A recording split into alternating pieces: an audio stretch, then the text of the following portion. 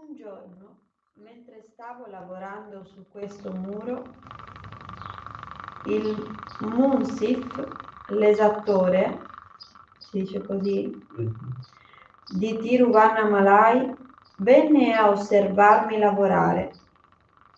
Dopo alcuni minuti commentò: «Perché stai costruendo un muro così grosso? Quale sciocco ti ha proposto questo progetto?»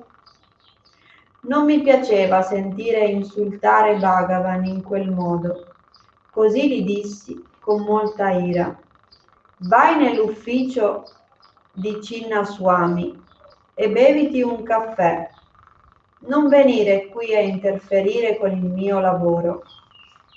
Se verrai ancora a fare affermazioni di questo genere, ti picchierò con i miei sandali». Gli parlai così perché avevo letto da qualche parte un'affermazione di Ramakrishna Paramahansa: «Se qualcuno insulta il tuo guru, dovresti colpirlo». Il Munsi andò da Chinnaswamy a lamentarsi. Swami portò da me il Munsif e mi chiese perché gli avessi parlato in quel modo. Io gli risposi: «Quest'uomo è venuto da me e ha detto: quale sciocco ti ha dato questo progetto? Sto seguendo il progetto di Bhagavan. Chi crede di essere per insultare il mio guru?» Chinnaswamy sembrò accettare la mia spiegazione, poiché se ne andò col Munsif e non menzionò più la questione.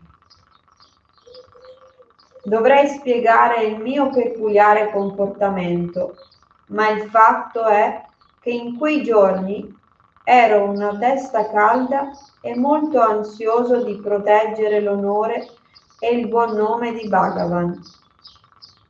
Quando il lavoro fu quasi finito, aggiunsi 2 serie di scalini di pietra, uno sul lato occidentale e l'altro nel mezzo, cosicché Bhagavan e i devoti potessero oltrepassare il muro facilmente quando si dirigevano ad Arunachala.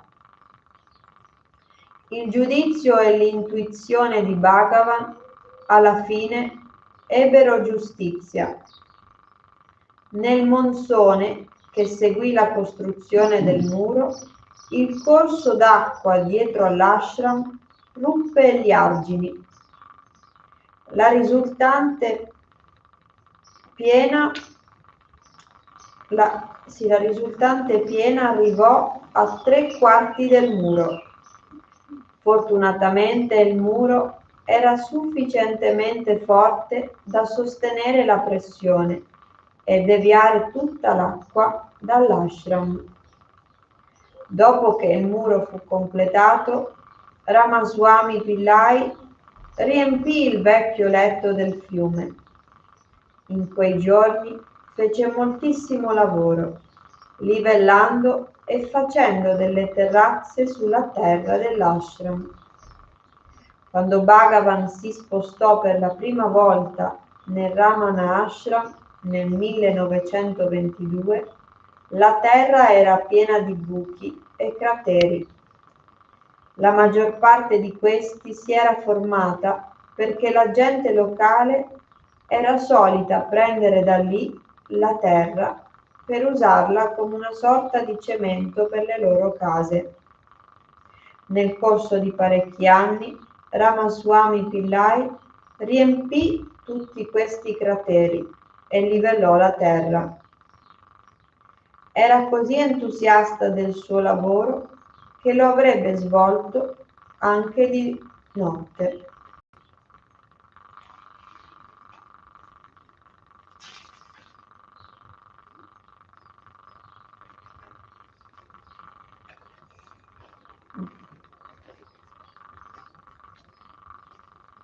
Posso dire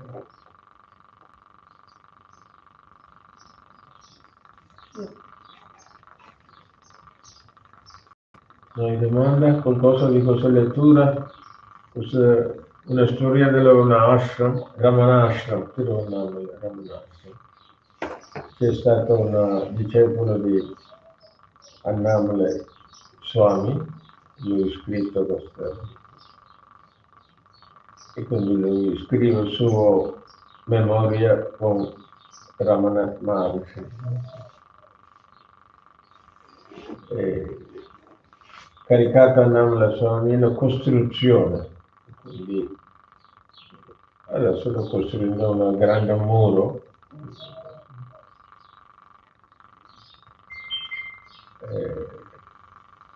Una persona l'ha venuto un po' criticato le stupidaggini la facendo. Invece cosa Annamala Swami un po' criticare Ramana Maharshi non sopportavo, no? Un po' deviato.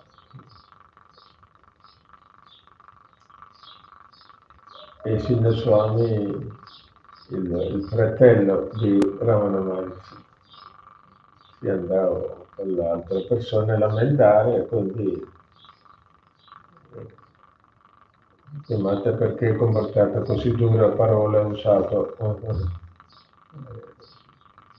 perché usato proprio io faccio un calcio così, no? Invece perché non sopportavo qualcuno criticare il mio maestro.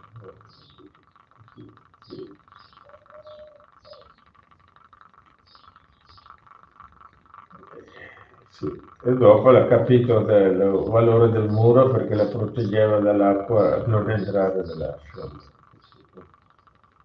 Comunque questa Annamalai, il suo compito sembra la costruzione e lavoravo molto, quasi lavoravo qualche volta 20 ore, solo 4 ore dormivo, tutto il resto delle 20 ore, anche notte la faceva tante volte, non solo la costruzione, anche cercava di fare anche servizio Ramanamaharshi.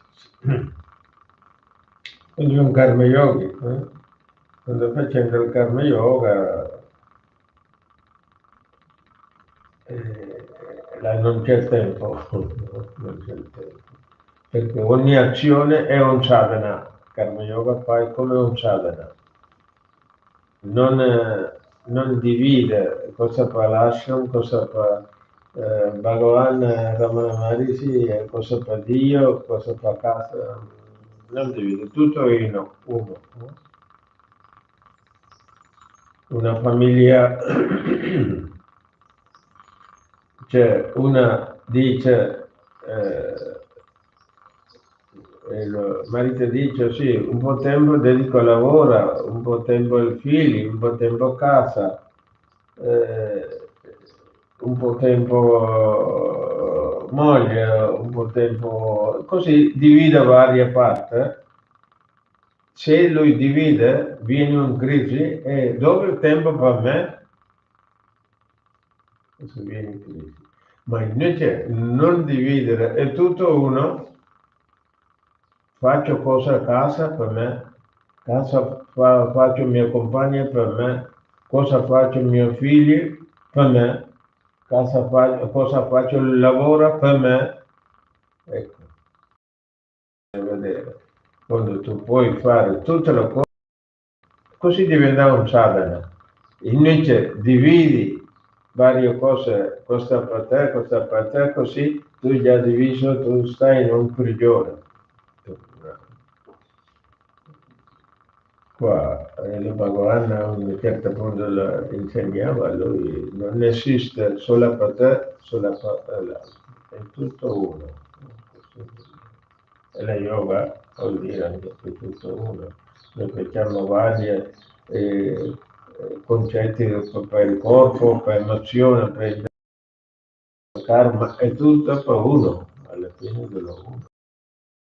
La yoga, il yoga. Grazie.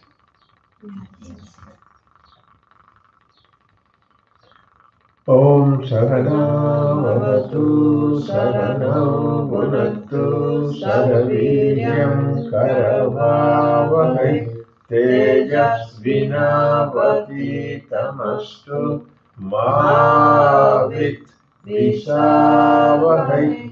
Om Shanti Shanti Shanti.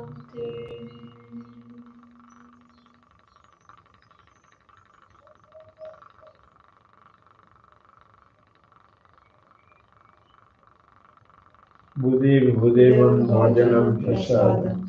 Il cielo, la terra, nostra benedizione, nostra nutrizione. Rispettiamo, la amiamo, proteggiamo. Ricordiamo Sandanati e facciamo un saluto di gratitudine.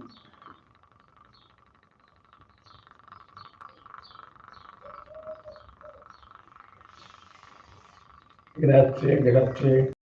Buona giornata. Grazie.